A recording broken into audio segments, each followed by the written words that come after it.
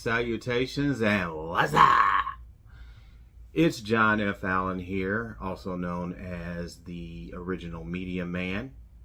And today's video, I'm going to list a number of R&B bands that are some of my favorites. And I want to hear from my viewers what your favorites are. So make sure to drop your favorites in the comments. But this is a little bit of a lengthy list. Not by any means is it comprehensive. So there's a lot of bands that I really love and whose music I really dig that are not going to be included in today's video. But by no means does that mean that they aren't in my list. So I'm going to get started. Number one, Earth, Wind & Fire. Earth, Wind & Fire, they are one of my top bands of any genre. They are the epitome. They're tied with Queen with regards to my favorite bands of all time. Can do no wrong. Never get tired of listening to their music. Always something. They have a number of hits. Shining Star, That's the Way of the World, Reasons, Fantasy, the list goes on. But they are number one, and these are mostly in order of my favorites. All right, next band, the Isley Brothers. The Isley Brothers are one of the top bands that I've ever heard. Going back from Twist and Shout, which I know the Beatles did, but I like their version better. I do. You've got For the Love of You, Between the Sheets. You've got Harvest for the World. You've got Groove with You, Showdown. There's a number of hits that this band has produced, primarily in the 70s and early 80s, which was their heyday. Can't go wrong with the Isley Brothers. If you haven't heard or listened to Earth, Wind & Fire or the Isley Brothers, I suggest you take a listen. Next band, Parliament, Funkadelic. What can I say? George Clinton is the master of funk, all things funky. Parliament Funkadelic were and are a top band when it comes to funk music. You just can't get any better than that. They're top tier. They actually, I think, defined the genre in a way that puts them in a class by themselves. So you can't really there's no other band in existence that I can compare them to. They are elite. So definitely your Parliament Funkadelic and all or any of George Clinton's solo projects. He did Atomic Dog back in the early 80s. So that was like a solo thing. But then, you know, all of the Parliament hits, you can't go wrong. Next, Prince and the Revolution. So I included Prince even with a band because he always has had a band with him, like even though they weren't prominent except for like the Revolution or New Power Generation, which came along later in the 90s. But Prince as a solo act is one of my top 5 performers of all time. But as a band, the Revolution and any other band, New Power Generation, etc., that Prince has played with. I mean, showmanship, musicianship, vocals, instrumentation. I mean, everything just A+ level. Cannot emphasize that enough. I have a history with this artist from, well, I was a little kid. Dirty Mind was where I started, and then, you know, Controversy, and then 1999 and Purple Rain. By the time Purple Rain came out, I was going into high school, so that was a big formative thing, nostalgic thing for me in that time period. So definitely Prince and any band he's ever had. Next, the Commodores. So I'm a fan of the Commodores' music, more specifically when Lionel Richie was the lead singer. Now, this band had a number of hits: Brick House, Lady, Easy, 3 Times a Lady, you know, Machine Gun, the list goes on. They were the epitome of the R&B funk interwoven, like fusion, to me. Always loved their music.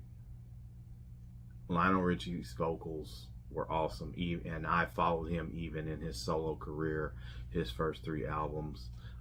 When he left the Commodores had one solo album without him that I liked, but after that they kind of fell off, and then they eventually disbanded anyway. So, you know, but in their heyday in the 70s and early 80s, awesome music. Loved them. Next, the O'Jays. So this band or group had just that soul-stirring music. There's a song called Loving You. It came out in the 80s. It was one of their later hits or whatnot, but that song left a mark on me.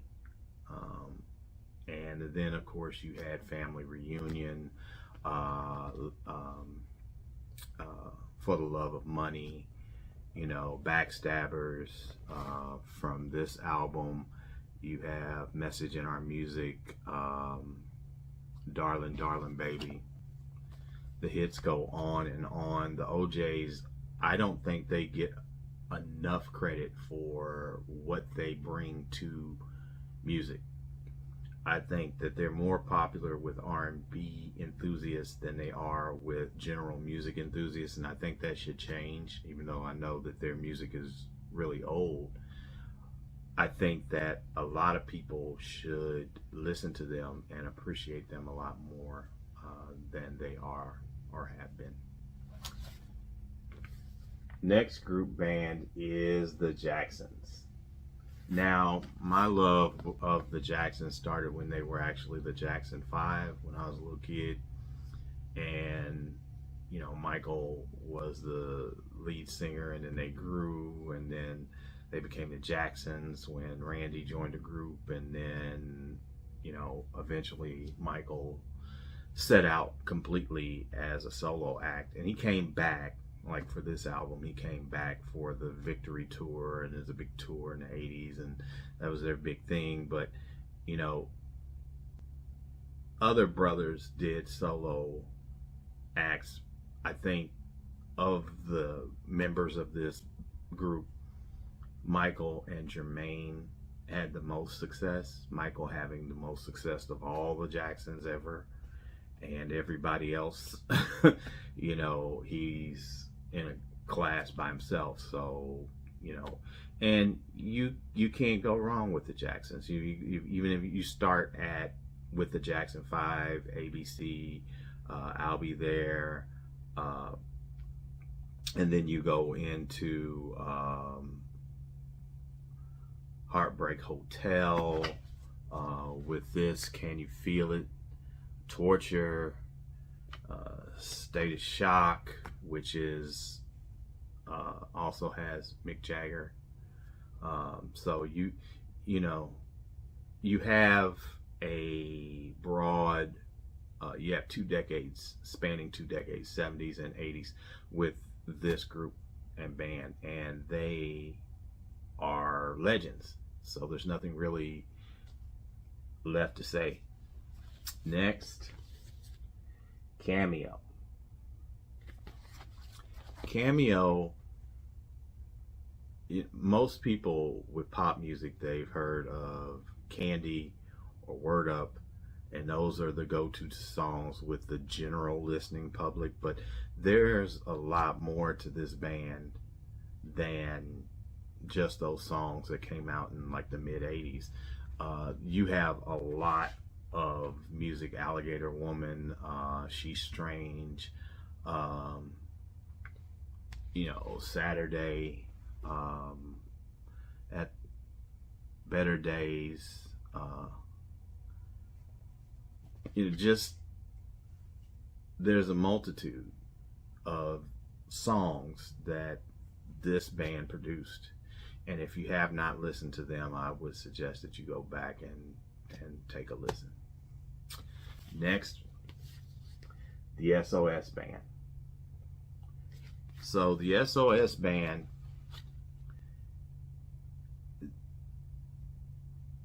I mean, Weekend Girl,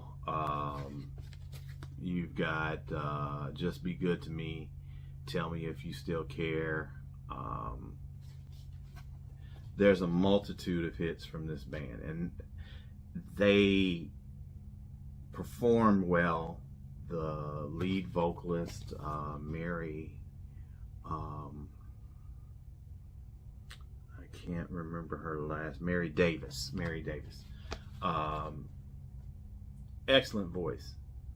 Always had made the songs memorable with her voice. Can't go wrong. If you haven't listened to the SOS Band, give them a listen. You will find something there. Next, the Gap Band.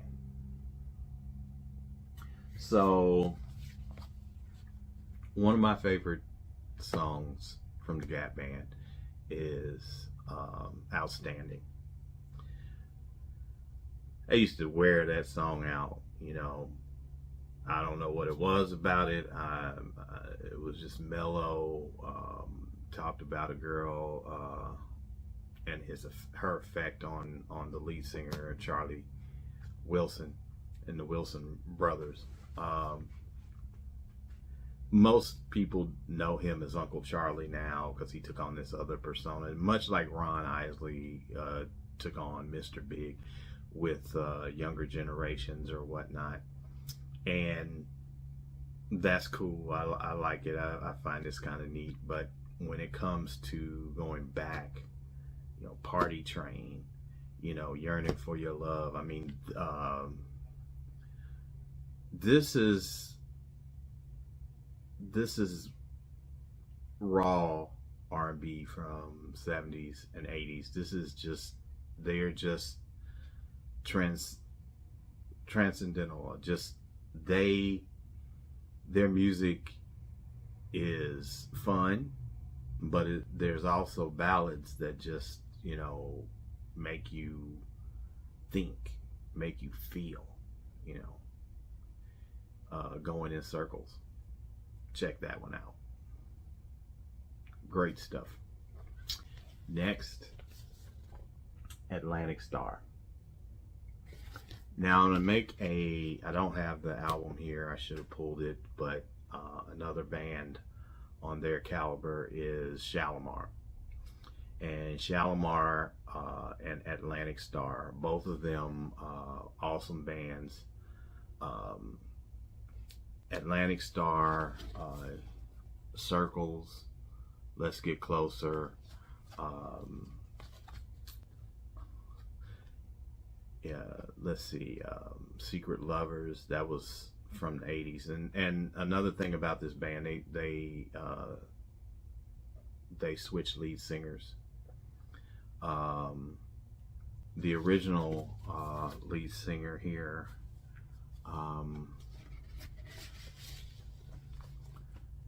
Sharon, she had a voice that was very distinctive, and I think made the group from their 70s hits and early 80s.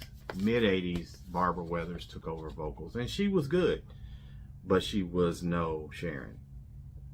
Sharon had something special, and I think that after the two albums with the second singer, Barbara Weathers, the band just kind of fell off, and they replaced a number of members, and it just wasn't the same. So, but checking out their early work, and also with Shalimar, you had Howard Hewitt, who went on to have a successful solo career, Jody Watley, who went on to have a successful solo career, and Jeffrey Daniels was their guitar player and background vocalist. He and Jody Watley started out as Soul Train dancers. If you watch any clips or old Soul Train clips, you'll see them in the background dancing. And it just was a producer who put them together. They had two other lead singers with them when they first started. Didn't really hit on anything, and then they got Howard Hewitt, and they just exploded. It's just, check them out. I'd say you could probably pass on the first two albums and go to Big Fun, which is one of the albums I forgot to pull. So next, Kool and the Gang. Now, Kool and the Gang is, I think, best known in pop circles for Celebration. Everybody and their mama plays that song at a party, a picnic, a family reunion, or whatnot. My grandmother, may she rest in peace, she lived to be 105. She loved that song from them, and she didn't know any other songs from them, but she knew that one. Cherries, Fresh, Emergency. They had a plethora of hits. I feel like their strongest hit was Summer Madness, and it's all instrumental. Robert Kool Bell, who is Kool of Kool and the Gang, put that together. To me, that's their signature, and not a word spoken.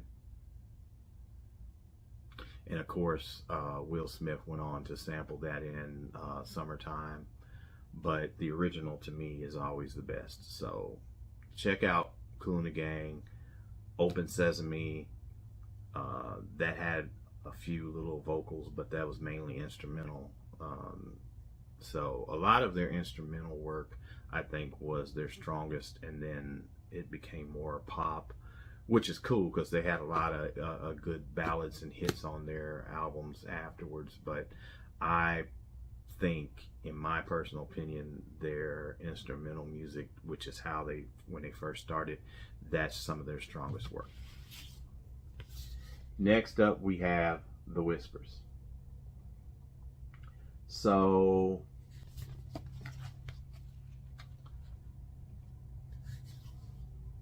Walter and Scotty, I used to call them the Push Broom Brothers because they had the mustaches. They look like those little Scottish Terrier dogs, you know, because they both had the bushy mustaches or whatnot. I love their music, and the beat goes on. You've got Song for Donnie, which was written for Donny Hathaway, who had passed. And then, you know, some of the other more pop hits that they had, but I followed them from late 70s throughout the mid 80s. Keep on Loving Me is one of my favorites from them. Just, you know, and The Beat Goes On is a favorite, but I think that's more of a mainstream with them. I think that that's what a lot of people know them from. So The Whispers, definitely. Next up, War. So I didn't know the Cisco Kid, but I heard he was a friend of mine. And then, you know, everybody has heard Lowrider. That seems to be their most popular hit across pop music, but there's a lot more to War. A lot of their lyrics had themes and were relevant to social climate at the time and even today. So there's relevance there. So if you have not checked out War outside of the Cisco Kid or Lowrider, you definitely want to treat yourself to listening to more of their music. Next up, Brothers Johnson. What can I say? That bass, I mean, you know, get the funk out of my face. That, you know, what can you say about that? That I'll Be Good to You, you know, Thunder Thumbs and Lightning Licks, that was their nicknames, you know, but it was also a song from this particular album. If you are not hip to the Brothers Johnson, you're missing out on some funky music.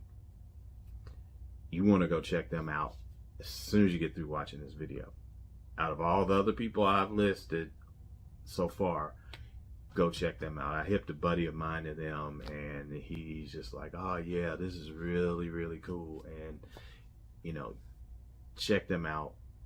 Phenomenal guitar, great lyrics, catchy tunes. What more can I say? Coming in last but not least, and again, these aren't after the first three, they aren't in any real order, but Gladys Knight and the Pips. So they have a career that spans 3 decades, the 60s, 70s, and 80s. And I had a crush on Gladys Knight. I mean, I thought she was so fine. She's still a beautiful woman, you know, even though she's in her 80s now. But she was just fine to me. I mean, that smile alone, I melted like butter every time I saw her perform on TV as a kid. And I thought, wow, you know, she is just so fine. That being said, her voice is iconic. You can't mistake her for someone else.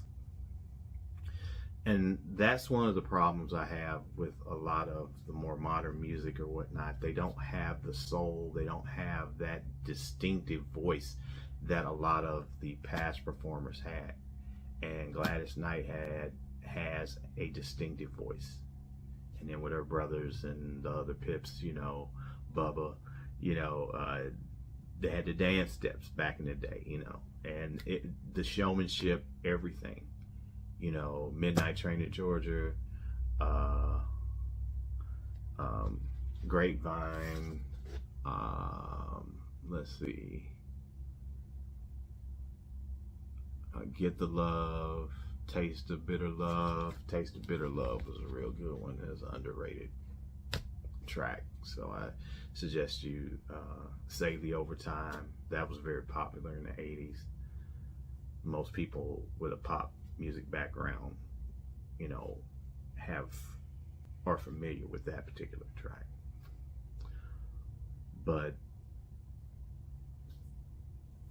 do yourself a favor, if you haven't checked out anything outside of Save the Overtime, go back through the catalog of Gladys Knight and the Pips. You will find great music.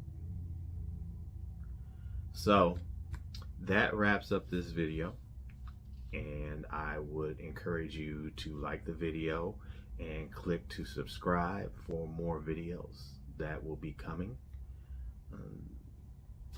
I ask you to drop your comments, maybe list some of your favorite bands or groups in the comments below. And until next time, peace.